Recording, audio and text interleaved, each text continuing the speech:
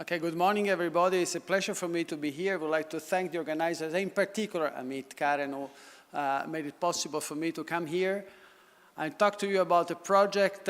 I suppose I am one of the speakers coming from a neighboring country.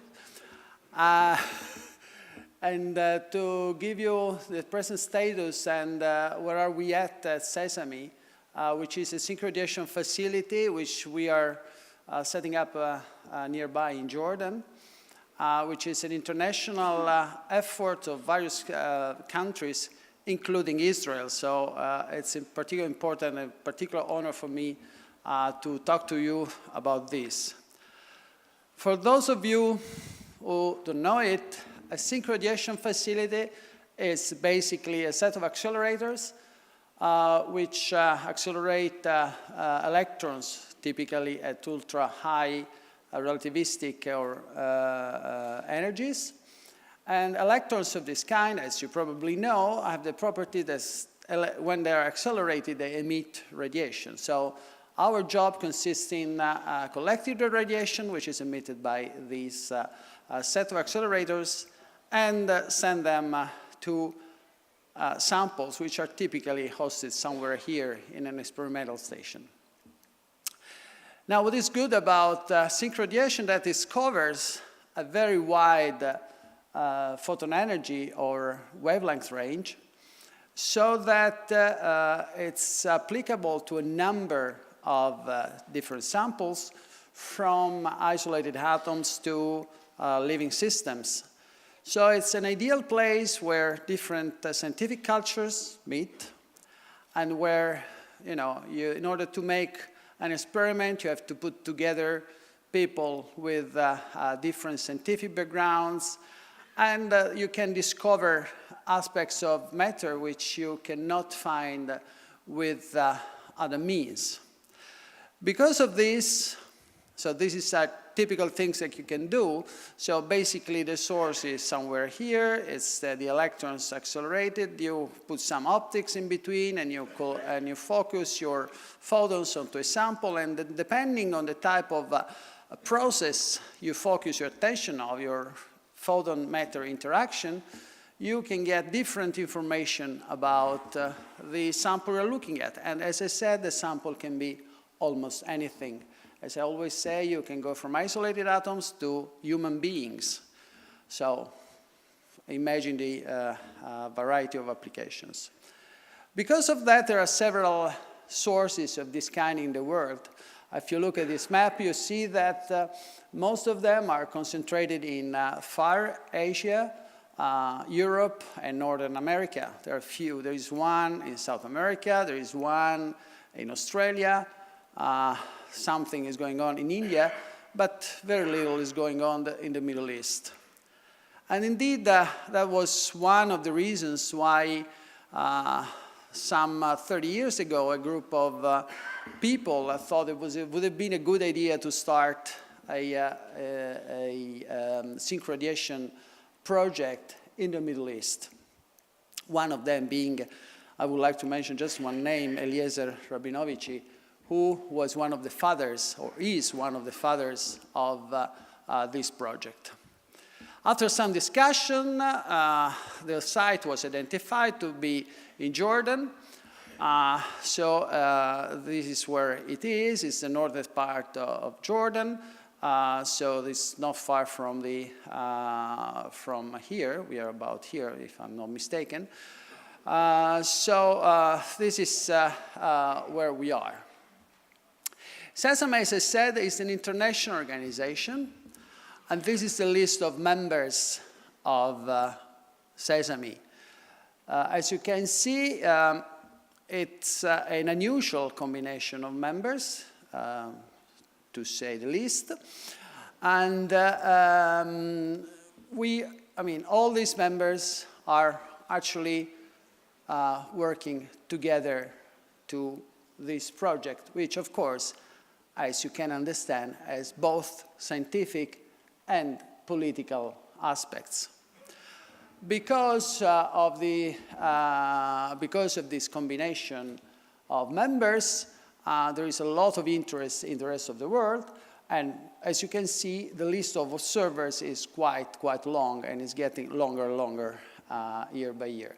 As you can see, basically most of Europe is there, the European Union is there as a whole, United States of America, Russia, China, Brazil, and others are members, are observers. And observers play a crucial role in various aspects, both for training of our staff and users, and providing instruments and help of various kinds.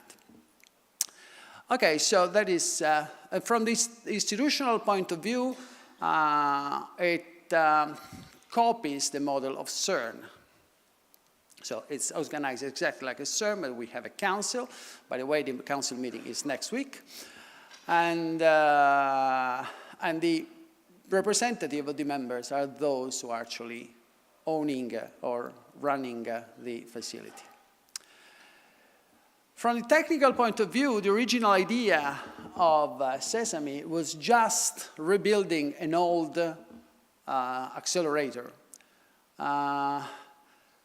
After the fall of the Berlin Wall in 1989, Germany, the reunited Germany, decided to build a new synchronization laboratory.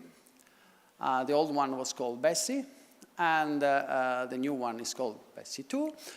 And so there was this equipment which became available for other uses. After some discussion about upgrades and how to make best use of this, this instrumentation, it was decided that because, as I've shown before, one of the aspects of one of the goals of our project is to help reversing the brain drain issue, which affects a lot of the members. Rebuilding an old synchrotron, as I always say at this point when I give this presentation about Sesame, I'm old enough to remember the excitement of the first electrons running around in Bessie 1 because I happened to be postdoc in Berlin at the time, but that was in 1982. So Bessie 1 was actually an accelerator which was conceived in the late 70s.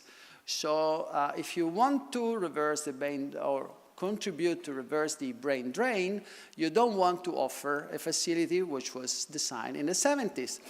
For this reason, after a few ideas of upgrading the original accelerator, it was decided to use the donation from Germany as injector into a brand new storage ring.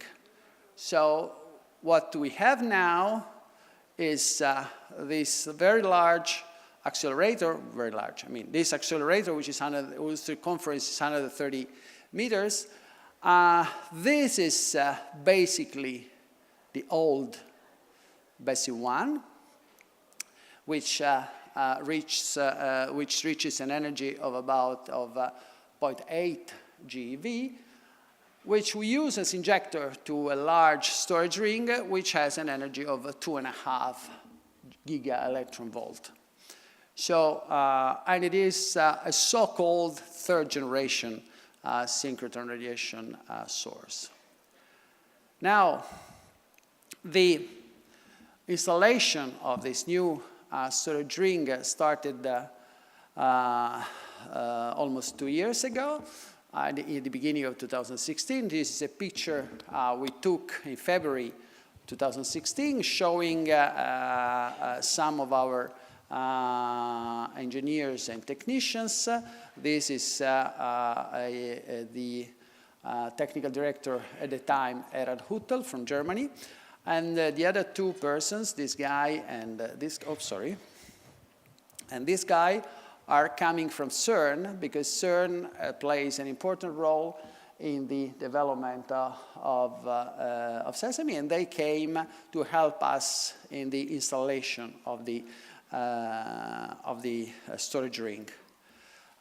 Italy also played an important role, because Italy provided some instrumentation in kind. They provided the RF cavities, which are shown here. All of them have been installed. So this year, I mean, the installation of the storage ring went on basically for the whole 2016. In 2017, so this year, we started the commissioning. We had the first full turn of electrons in January this year. And then, as you can see, in a couple of months, we reached the situation in which we had multi-turns, and we were actually able to ramp the energy up to 2.5 GeV, which is a specified current. Without going into the details of the machine commissioning, I can tell you that nowadays, I mean last week, to be more precisely, these are the performance of the storage ring. So we can routinely operate at 2.5 GeV. We inject routinely more than 100 milliamps in the storage ring, and the lifetime at injection is of the order of 10 hours, and it increases, of course, over time. So this is compatible or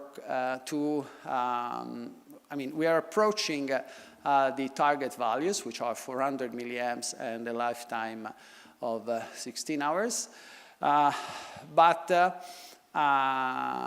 We already reached the situation which, as I will show you in a minute, the beam can be fully utilized by the existing instrumentation.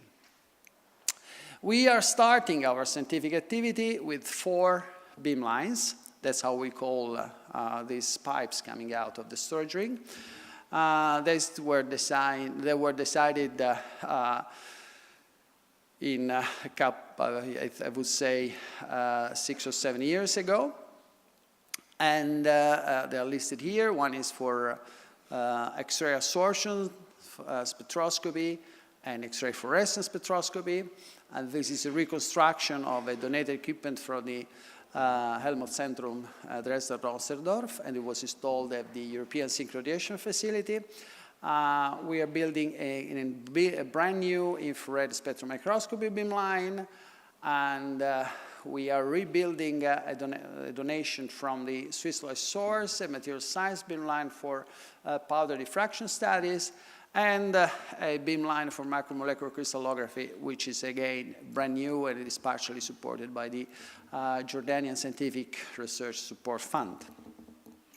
Now, at the moment, the first beamline, which in chronological order is the X-ray fluorescence, X-ray absorption beamline. I'm showing here some moments of the installation. So this is, you can see the radiation safety hatch and the first mirror being installed in position. This is a phase during which the movement, we needed a lot of reverse engineering to understand how the movement of the crystals and the optical elements in general was to be achieved. So here you see 2 of our engineers testing the movements and the reproducibility of the movements. Sorry, I'm going back, sorry. And this is the experimental hatch, which is a standard X-ray absorption spectroscopy setup. This is a detector for fluorescence, and these are 2 X-ray detectors to measure the incoming and the transmitted photon flux. We started the commissioning of this beamline whenever we got, as soon as we got a stable electron beam. So we started opening, we first opened the shutters of this beamline last October, so on October 11th, more precisely. And after 1.5 months, we saw the first unequivocally monochromatic beam, and I'm showing you how we did it. This, by the way, that happened on November 22nd, which was the day in which I sent my abstract to Amit, who was pushing me to, why don't you send me the abstract? And I was telling him, wait just another day, we're almost there. And finally, I could send an abstract saying that the monochromatic beam was there. So Amit said, okay, I forgive you because it was worth waiting 2 weeks before you could write that. So this is the spectra we measured. This is a bronze plate, which was basically an alloy containing both copper and zinc. And you can clearly see that if you go above and below the zinc K-edge, you see the zinc features, or you don't see them. So that is a clear indication that the beam is indeed monochromatic. So remember this date. So all what I'm going to show you in the next about the XRF beamline has been obtained after November 22nd, so in less than 1 month. So in less than 1 month, the first thing we did was we measured the, so after some struggling, on December 4, so this month, we measured the first copper K-edge absorption spectrum. So for those of you who are not in the field, that might mean very little. However, if you compare it with what is measured elsewhere, you can see that we are not that bad. Actually, this on the left side, you see a comparison of the spectrum with similar spectra measured at the Advanced Photon Source in Chicago, while on the right-hand side, you see a spectrum of a similar sample measured at Elettra in Italy, which is better resolved, but the better resolution comes from also from the fact that it was measured at low temperature. The photon flux we have is comparable to the best beamlines installed on similar machines, as it is 7 by 10 to the 11th photon per second. And we also measured the extended X-ray spectrum, absorption spectrum. And again, I'm showing here a comparison between what we can measure and what was measured at Elettra in a similar time. And you can clearly see, those of you who know a bit about X's will recognize these peaks are associated to the first, second, third, and fourth near neighbor in the FCC structure of copper. And you can see that the agreement is extremely good, apart from the fact that the higher distance contribution is less intense, but this is compatible with the fact that the spectrum was measured at room temperature rather than at 10K. Then we turned our attention to some samples we have, which were provided by one of our members of the Sesame User Committee, which is committee which takes account users. And by the way, the reference person for Israel for the Sesame User Committee is Roy Beck. Where is Roy? Roy was somewhere in the audience. There he is. So if you want to know more about Sesame, how to access it, is the person you can talk to. So Kirsi provided us with some ancient human remains. These are a bone and a teeth. Don't ask me details about where they were found because I really don't know. But this is the elemental analysis which you can do using X-rays. But you can do more than that because if you look, for example, at the copper content of both samples, you will find that the content is very similar. But if you look at the near edge structure, as we did here, you can see that the chemistry is very different. And so the analysis is still going on. We're trying to understand why they are so different. But really, you can see immediately by the intensity of this feature here that the chemistry around the samples is completely different.